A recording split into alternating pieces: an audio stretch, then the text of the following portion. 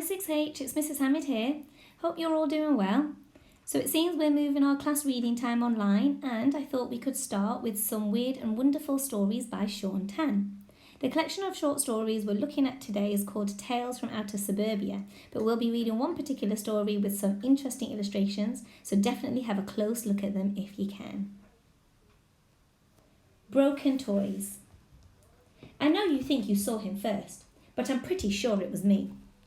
He was over there by the underpass feeling his way along the graffiti-covered wall, and I said, "Look, there's something you don't see every day."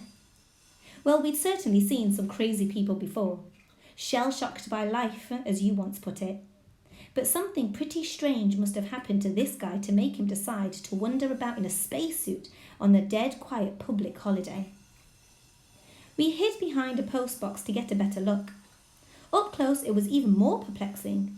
The spacesuit was covered in barnacles and sea stuff, and dripping wet in spite of the fierce summer heat. "It's not a spacesuit, stupid," you whispered. "It's that old-fashioned diving gear from the pearlers up north.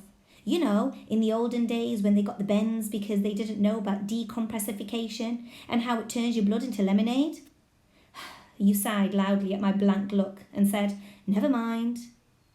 But as we stealthily followed our crazy person, I could tell you were right because of the helmet and the long air hose dragging behind.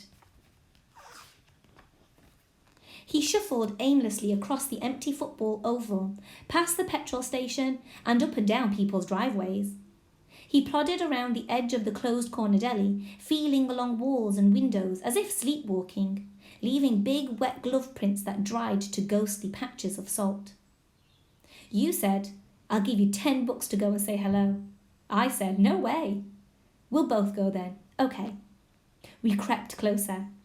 The smell was weird, like the ocean, I suppose, but with some other sweet odour that was hard to identify. Red dust had collected in the creases of the suit, as though he had been through a desert as well as the ocean.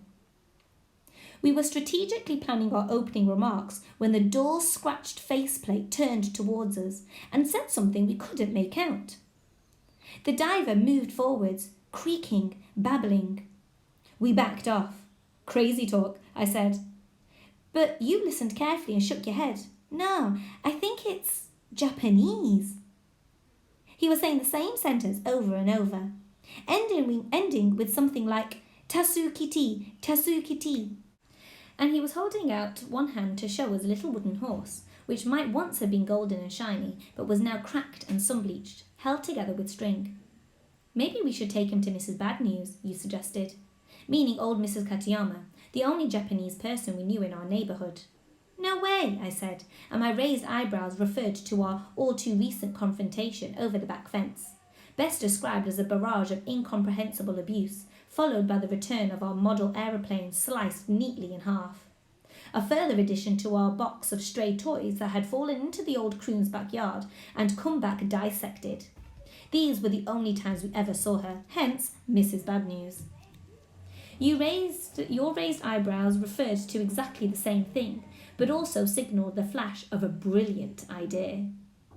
Why not lead a crazy man in a diving suit to Mrs. Katayama's front yard and lock him in?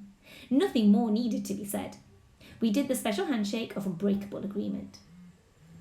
You reached out to take the diver's enormous gloved hand, then suddenly recoiled. "It was so weird and slimy," you explained later, yet our guy understood enough to follow, shuffling along footpaths, across roads and down back alley shortcuts. His long, wheezy breathing grew louder each time we stopped to let him catch up. He plodded behind us as if every joint ached, with that big hose dragging behind, trickling a seemingly endless supply of water from its frayed end. It gave me the creeps. Finally, we arrived at the dreaded house with the overgrown cherry trees. We ushered our guest through the front gate, which we had long ago figured out how to unlock. The weathered steps creaked under his weight. You rattled the fly screen door, and then we both got the hell out of there. We snapped the gate shut behind us, barely able to suppress our giggles, and ran behind the phone booth on the other side of the road to behold the unfolding drama. We waited, and waited, and waited. "This sucks," you eventually admitted, remembering that Mrs. Bad News never opened her door, even though she was always home. We had often joked that the door was painted on the front wall. We had tried knocking once before, and she had just yelled, "Who is there?" and then, "Go away." Such was the experience of our diver friend on this occasion, but he did not move, perhaps because he did not understand, so there was still hope for entertainment. Suddenly the diver reached up, removed his heavy helmet and let it slip from his hands to the wooden boards with a loud bang that made us jump. Even from behind we could see he was a young man with neatly combed hair, shiny black. A far more surprising sight was a front door opening and the frail silhouette of Mrs. Bad News peeking through. The diver said those Japanese words again and held out the toy horse. He was blocking our view so we couldn't see much, except Mrs. Bad News covering her mouth with both hands. She looked like she was about to faint from terror. We couldn't believe our luck. "Hang on a sec," you said, squinting. "I think she's crying." And indeed she was, standing in her doorway sobbing uncontrollably. Had we gone too far? We actually started feeling bad for her. But then her pale matchstick arms flew out and wrapped around the wet barnacled figure on her doorstep. We didn't see what happened next because we were too busy comparing our raised eyebrows of disbelief. Then the fly screen door slapped shut and there was only the dark rectangle of the doorway with the diving helmet sitting in a puddle of water. We waited a long time, but nothing else happened. "I guess she knew him," I said as we walked home around the corner. We never found out who the diver was or what happened to him, but we had started hearing old jazz style wafting over the back fence late in the evenings, and we noticed funny cooking smells and soft-spoken voices in animated conversation. And we stopped hating Mrs. Katayama after that, because she would come all the way around to our front door with a quiet nod and a quick smile, returning our stray toys just as we had lost them, all in one piece.